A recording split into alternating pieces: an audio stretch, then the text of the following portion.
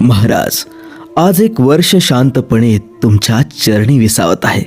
या वर्षात चुकाही झाल्या, दुःखही आलं, पण एक गोष्ट कधीच सुटली नाही, स्वामींची साथ.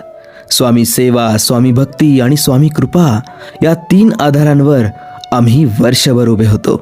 आणि आज मागे वळून पाहताना फक्त कृतज्ञता उरते. जिथे शब्द थकतात तिथे माझे स्वामी बोलतात. जिथे मार्ग दिसत नाही तिथे माझे स्वामी हात धरतात. महाराजा, स्वामी हो. राहू दे हो माया, राहू दे